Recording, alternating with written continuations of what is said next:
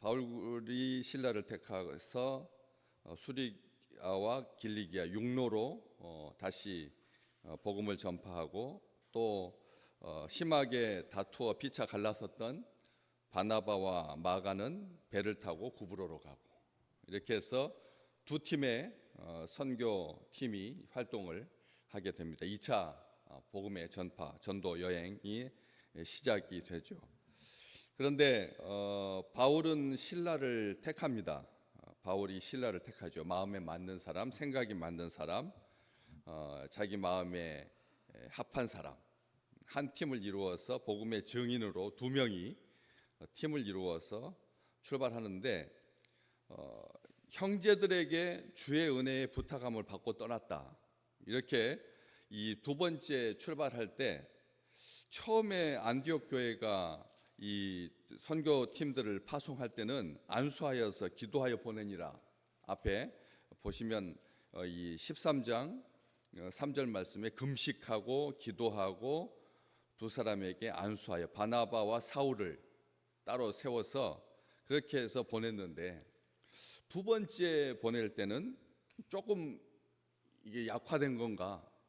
처음에는 아주 거창하게 제대로 모든 과정들을 밟으면서 그렇게 간절함으로 두려움으로 그렇게 보냈는데, 이번에 갈 때는 조금 약한 것처럼 보인다는 거죠. 왜냐하면 형제들에게 주의 은혜의 부탁함을 받고 떠났다.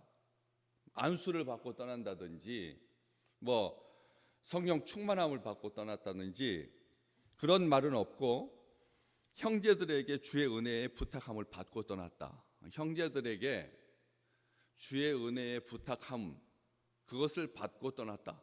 이게 참 독특한 표현입니다. 왜냐하면 현대 교회에서 이 선교 파송할 때 우리는 보통 어떤 식으로 사람들을 보냅니까? 파송을 합니까? 잘 준비하고 찬조금 챙겨서 보내고, 그리고 또 어디 가서 무슨 사역을 해라 하는 사역의 어떤 내용을 정해서 사명을 맡겨서, 그래서 팀을 보내죠. 목적이 분명하고, 그리고 인원, 그래서 사역, 그 다음에 선교지의 정보, 선교지의 요청, 이런 것들이 선교를 파송할 때 필요한 모든 요소들일 것입니다. 그렇죠? 그 다음에 주일 예배 중에 광고 시간에 쭉 앞에 세워가지고 이런 분들이 이번에 미얀마에 가가지고 닭강정도 만들고 또 짜장면도 해서 고아원 사역하고 있는 선교사님 도와가지고 이렇게 일을 진행할 겁니다. 여러분 위해서 기도해 주십시오. 요즘 선교지 보낼 때 또 이렇게 조그맣게 이 티켓을 만들어서 누가 지금 선교를 떠납니다. 그리고 밑에 기도 제목 쭉쭉 3가지 정도 해가지고 건강도 지켜주시고 사역에 방해받지 않도록 도와주시고 믿음의 좋은 동역자 만나게 해주시고, 이런 것들이 우리가 선교팀을 파송하는 기본적인 절차잖아요. 이게 우리가 지금 생각하고 있는 그런 절차인데, 전혀 다른, 우리하고는 조금 다른 느낌이 든다는 거죠. 아주 독특한 표현을 쓰고 있는데, 주의 은혜의 부탁함을 받고 떠났다. 선교팀이 이게 굉장히 포괄적이고 넓고 깊고 아름답고 행복하다는 건 압니다. 주님의 간섭하심, 주님의 인도하심, 주님께서 시작하심, 주님께서 마무리, 주님께서 다 하신다는 거죠. 그 주님의 은혜에 부탁했다는 거죠. 이게 선교가 해외 비전 트립이 선교가 시작되게 된 출발점입니다. 2000년 전에 교회는 그렇게 보냈습니다. 이방인 중심의 안디옥 교회는 그렇게 선교를 할 만큼, 이렇게 비전 트립을 보낸 만큼 두 사람이지만 아주 넉넉한 물질을 챙겨서 보낼 수 없었습니다. 두 사람 보내면서, 두 팀 보내면서 바나바와 조카 생질이었던 마가 요한 구브로로 보내고, 바울과 실라 수리아와 길리기아 지방으로 육로로 두 팀으로 이렇게 파송하면서 아무런 계획이 없었습니다. 선교의 계획이 없었다니까요. 어떻게 가서 구브로에 가서 누구를 만나서 어떤 사람을 대상으로 해서 어떤 선교를 펼칠 건지. 여기 바울이 바나바더러 우리가 주의 말씀을 전한 각성으로 다시 가서 형제들이 어떠한가 방문하자라고 하는 아주 기본적인 설계. 처음에 1차 전도 여행 때 만났던 사람들이, 복음을 전했던 사람들이 지금 어떤 상태로 신앙생활을 하고 있나, 이 정도 한번 가서 방문하고 격려하고, 이 정도의 생각을 가지고 출발했던, 다시 말하면 엉성하기 그지없는, 그게 무슨 선교냐. 복음의 씨앗이 뿌려지지 않는 곳에 가서 지금 바나바와 실라가 어떤 식으로 복음을 전할 것인지, 회당에서 전할 것인지, 안식일에 전할 것인지, 핍박을 만났을 때 지난번 1차 선교 백서를 통해서 확인할 수 있듯이 핍박을 만났을 때는 어떻게 피해야 되는지, 타우루스 산맥, 그 거대한 산맥이 걸쳐 있는 그 터키 지역에 어떤 식으로 평지 쪽으로 갈 건지, 산을 넘어서 갈 건지, 은퇴한 군인들이 많은 도시로 갈 건지, 아니면 그냥 발길 닿는 대로 할 건지, 아무런 계획이 없이 철저하게 주님의 은혜에 부탁하고, 주님께서 계획하시는 대로, 주님께서 인도하시는 대로. 우리는 3개월 전부터 보통 비전 팁을 보낼 때 준비를 합니다. 그렇죠? 3개월 전부터. 그리고 또 매주일 한두 시간씩 모이고 제자 훈련하고, 그리고 찬조 받고, 그다음에 선교의 설계를 완전하게 갖추고, 가서 뭐 할 것까지 예산도 정확하게 맞춰가지고 정말 치밀해졌고 정말 온전해졌는데, 우리는 처음에 시작했던 그 선교의 출발점이 뭐였는지를 다시 한번 이 말씀을 통해서 확인하게 되는 거죠. 그래서 자꾸 사람들이 기교를 부리니까, 선교에 이 기교를 부리니까 사람들의 생각과 사람들의 행동이 강조되니까 결국은 책 이름이 뭐가 나왔냐 하냐면 미쇼데이, 하나님의 선교가 나왔습니다. 하나님의 선교, 하나님께서 선교하신다. 하나님의 은혜다, 선교는. 그래서 여기 이 표현을 통해서 선교의 큰 방향이 결정이 된 겁니다. 사람이 계획할지라도 이루시는 분은 하나님이시다. 사람이 걸어가도 걸음걸이를 완성하게 하시는 분은, 말이 응답을 받게 하시는 분은 주님이시다라고 하는 것. 사람이 해도 말의 응답은, 마음을 경영하는 사람이 있을지라도 말의 응답은, 일의 성취는 하나님으로부터 말미암는다. 솔로몬의 그 잠언을 통해서 우리가 지난 주일날 확인할 수가 있었던 것이죠. 그래서 이렇게 하나님의 선교, 주님의 은혜에 부탁함을 받고 떠나는 것, 이게 하나님의 뜻입니다. 우리 그렇기 때문에 어떤 큰 교회가 어떤 시스템으로, 물질로 선교를 다 감당하고, 나머지 교회들은 기도만 하고, 나머지 작은 교회들은 부러워만 하고, 겹밥 얹어주듯이 대형 교회는 메인 팀을 이루고 작은 교회 한두 명 그래가지고 옆에다 끼워서 그렇게 보내기 때문에 자존심 상하고, 이런 선교가 아니라고 하는 거죠. 돈으로 선교하는 게 아닙니다. 자료로 하는 것도 아니고, 후원금으로 하는 것도 아니고, 선교지의 정보가 얼마나 충실하냐, 이것에 선교가 달려있는 것 아니고, 사람의 사명이 완성되어 있느냐, 의욕이 불타느냐, 다짐이 제대로 되어 있느냐가 아니라 철저하게 주의 은총과 자비와 인자하심에 근거한, 주님께서 다 주도하시는 주님의 기쁨과 주님의 호의로 복음이 전파되는 거다. 값없이 주시는 하나님의 선물이지, 이것은 추수가 하나님의 은총이지 우리가 거두는 사람의 노력에 달려 있습니까? 추수라고 하는 것이, 추수 자체가 하나님의 것인데, 하나님께서 우리에게 거저 주시는 것인데, 사람들이 낫을 날카롭게 갈고 아르바이트를 몇 명을 더 쓰고 해서 신속성은 있을지 모르겠지만, 효율성은 있을 수 있지만, 그러나 추수 자체를 주님께서 허락하시지 않으면, 하늘의 이슬과 땅의 평강으로 채워주시지 않으면 전쟁 때문에, 기근 때문에, 환경 때문에 우리가 제대로 추수를 하지 못하는 거거든요. 그래서 우리 주님 분명히 말씀하셨습니다. 선교는 들판에 누렇게 익어가는 곡식을 봐라. 지금이 거둘 때다. 지금이 추수할 때다. 지금이 은혜 받을 만한 때다. 지금이 구원의 때다. 우리 주님께서 그렇게 말씀하셨잖아요.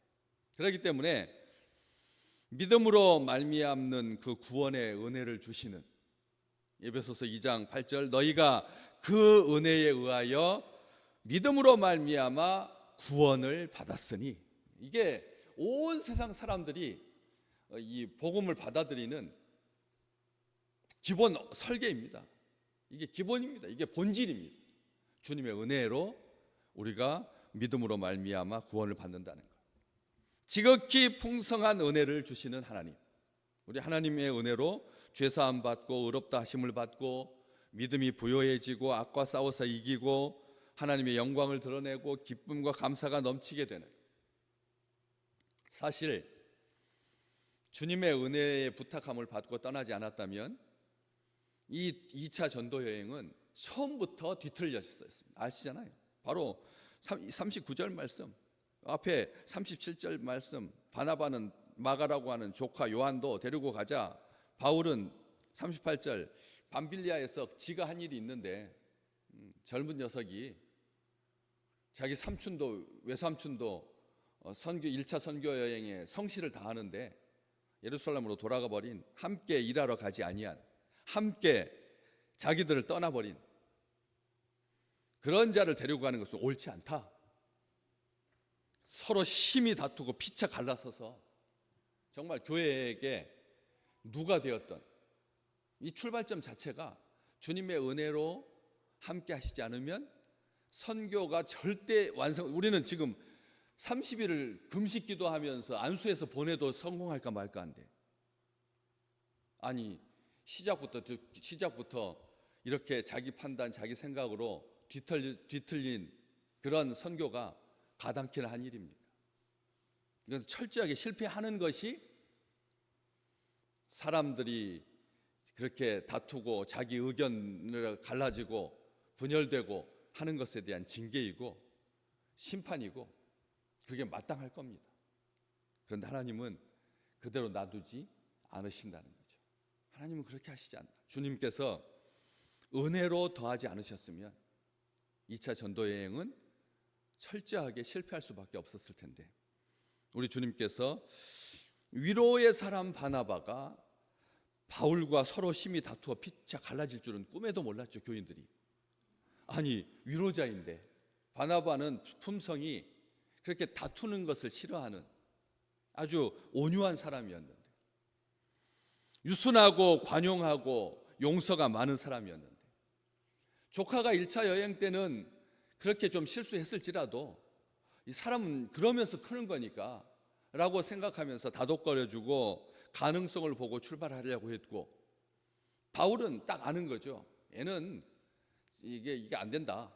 여기 뭐라고 합니까? 바울이 말할 때 38절에 그를 데리고 가는 것은 옳지 않다.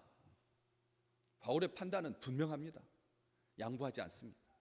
이미 검증되었다. 한 번 시켜보면 안다는 거예요. 한 번 시켜보면 안다는 거죠. 엄청난 큰일이 닥치기, 핍박이 닥치기 전이거든요. 구브로 섬에서의 이 선교의 오류는, 이것은 세 번의 피도 안 되는 거거든요. 그렇기 때문에 이 사람은 안 된다는 거예요. 팀워크를 중시하고 사역을 중시했던 그런 실질적인 하나님의 영광을 바라보는, 하나님께 유익한 하나님의 나라를 완성하는 그런 성실함이 결여되어 있다. 신실하지 못하다, 옳지 않다. 막아야 돼서 그렇게 생각했습니다. 탁월한 사람 데리고 가야 되고 성실한 사람 데리고 가야 돼. 훈련되고 준비된 사람이 있어야 된다. 열정이 있어야 된다. 그렇게 생각했거든. 그런데 안디옥 교회는 두 선지자잖아. 바울과 바나바, 교사이고 선지자이고. 그런데 그 팀장으로 보내면서 주의 은혜에 부탁했다는 거죠.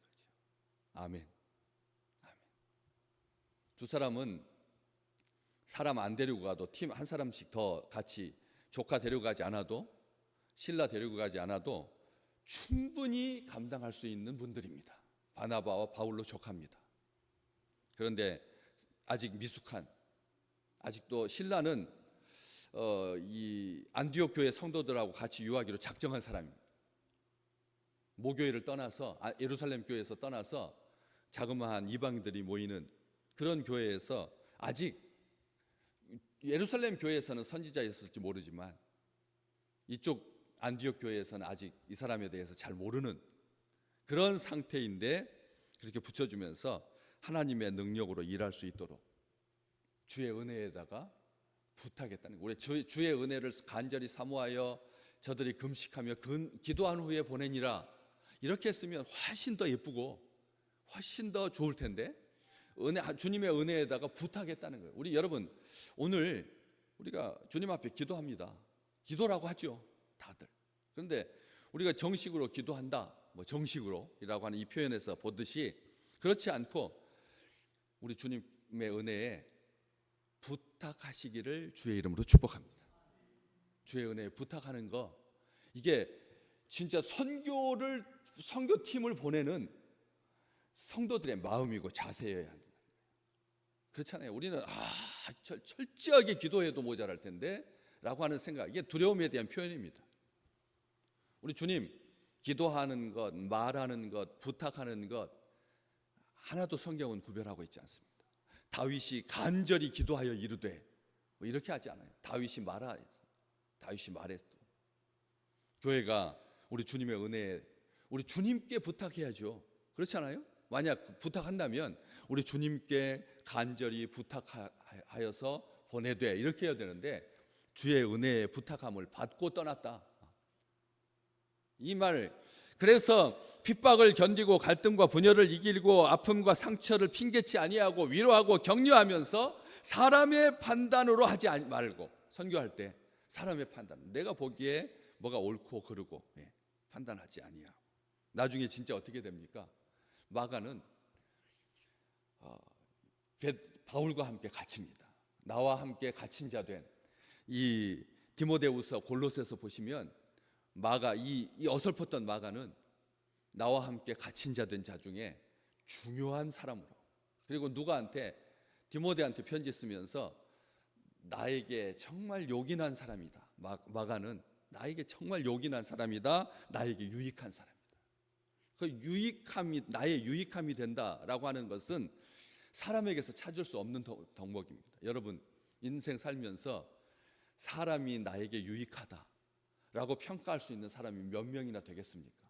쭉 인생 살아오시면서 여지껏 그 사람은 나에게 유익한 사람이다 라고 말해줄 수 있는 사람이 몇이나 되겠습니까?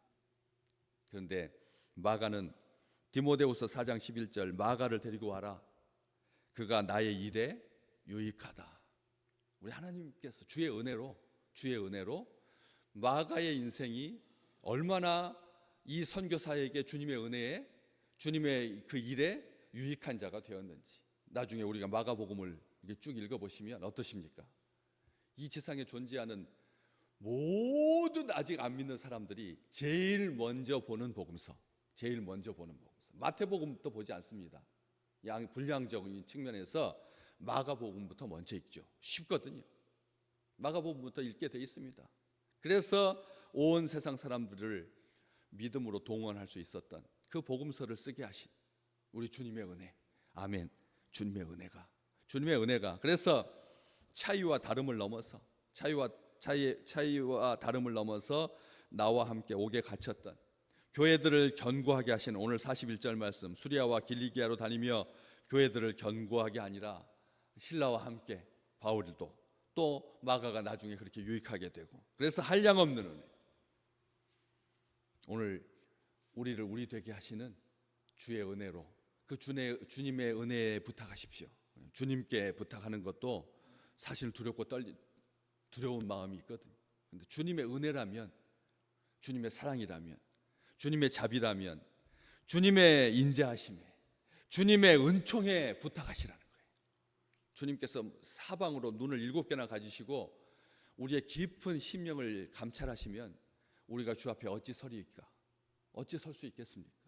그래서 정말 부족하지만 우리 이 풍성하신 한량 없으신 주님의 은혜에 부탁하셔서 오늘 하루가, 이번 한 주간이 정말 근사한, 정말 은혜로 넘치는 모든 말의 응답이 하나님 여호와에게서 난다라고 하는 그 고백이 충만한 하루가 되시기를 주의 이름으로 축복합니다.